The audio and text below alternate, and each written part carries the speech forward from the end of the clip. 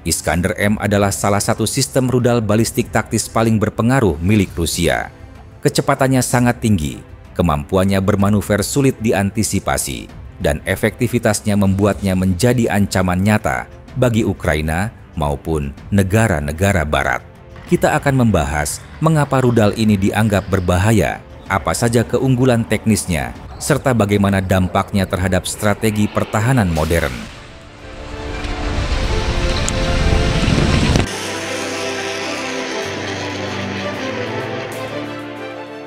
Iskander M dengan kode NATO SS-26 Stone dikembangkan pada tahun 1990-an untuk menggantikan sistem rudal Soviet yang lebih tua, seperti Scud dan Oka.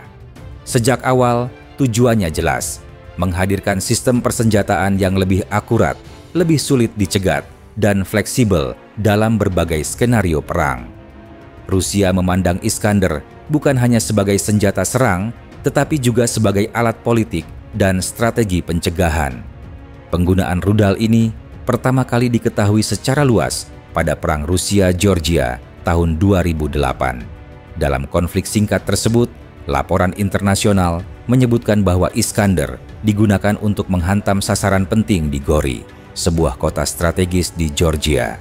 Meskipun penggunaannya masih terbatas, peristiwa itu menjadi peringatan bagi Barat bahwa Rusia memiliki sistem persenjataan baru yang mampu memberikan efek kejut signifikan.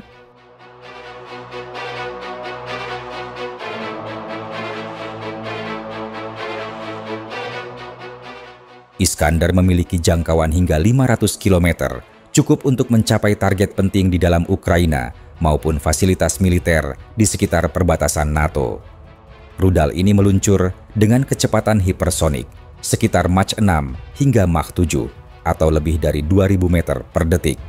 Kecepatan ini membuat waktu reaksi sistem pertahanan lawan menjadi sangat terbatas.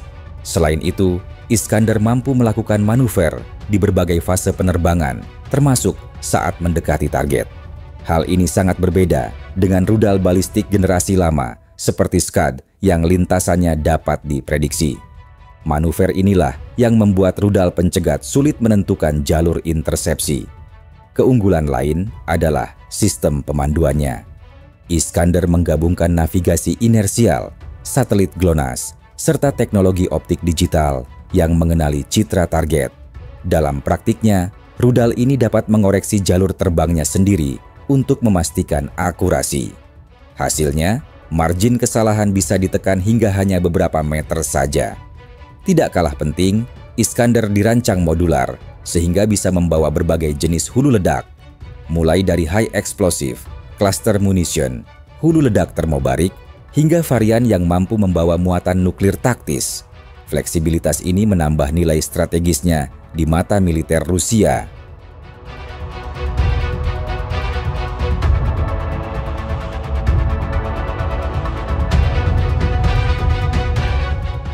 Iskander dilengkapi dengan decoy atau umpan elektronik yang dapat mengacaukan radar lawan. Decoy ini meniru tanda panas dan radar sebuah rudal, sehingga rudal pencegat musuh sering salah sasaran. Selain itu, profil terbangnya yang rendah pada fase awal hingga menengah membuatnya lebih sulit terdeteksi oleh radar jarak jauh.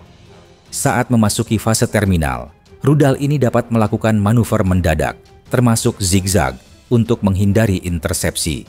Gabungan kecepatan, manuver, dan decoy menjadikan Iskander salah satu sistem paling sulit dicegat.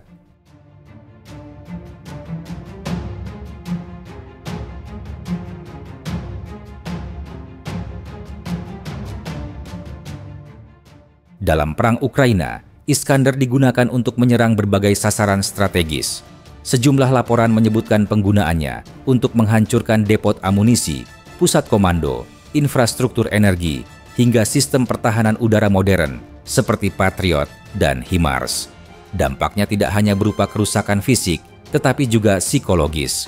Ukraina dipaksa menyebar pertahanannya untuk mengantisipasi ancaman dari berbagai arah. Salah satu serangan paling menonjol terjadi pada 2023 ketika Rusia mengklaim berhasil melumpuhkan sistem Patriot Jerman yang ditempatkan di sekitar Kyiv menggunakan kombinasi Iskander dan rudal jelajah lainnya. Meskipun detail teknis masih diperdebatkan, klaim ini menyoroti potensi kemampuan Iskander menembus lapisan pertahanan barat. Selain itu, Iskander juga digunakan untuk menghantam jalur logistik dan infrastruktur transportasi.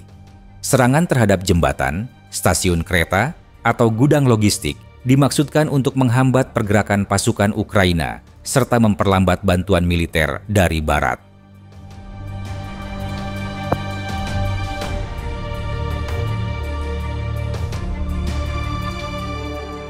Bagi NATO, ancaman Iskander bukan hanya soal Ukraina. Dengan jangkauan 500 km, sistem ini dapat ditempatkan di Kaliningrad dan menjangkau pangkalan-pangkalan penting di Polandia, Lituania, atau Latvia. Bahkan, jika diluncurkan dari wilayah Belarus, rudal ini bisa mengancam ibu kota Eropa Timur hanya dalam hitungan menit. Hal ini menciptakan dilema strategis.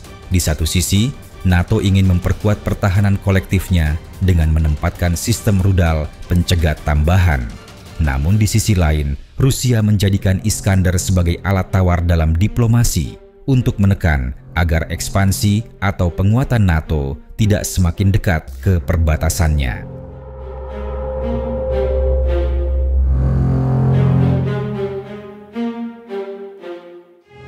Kehadiran Iskander mendorong perlombaan teknologi senjata.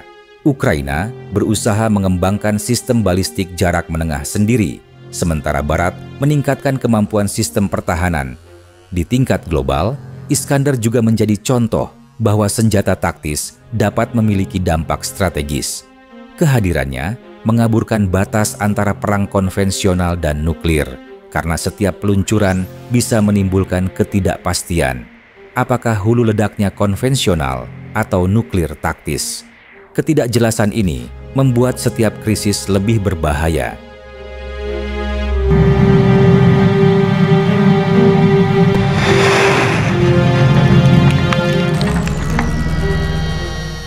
Video ini dibuat untuk tujuan edukatif dan analisis semata. Kami tidak memihak pada pihak manapun, tidak mempromosikan kekerasan, dan tidak mendukung perang dalam bentuk apapun. Semua informasi yang disajikan bersumber dari laporan terbuka dan analisis geopolitik yang tersedia untuk publik. Tujuan kami adalah memberikan pemahaman yang seimbang tentang situasi global agar masyarakat dapat berpikir kritis dan bijak. Perdamaian, dialog, dan diplomasi adalah jalan terbaik untuk menyelesaikan konflik.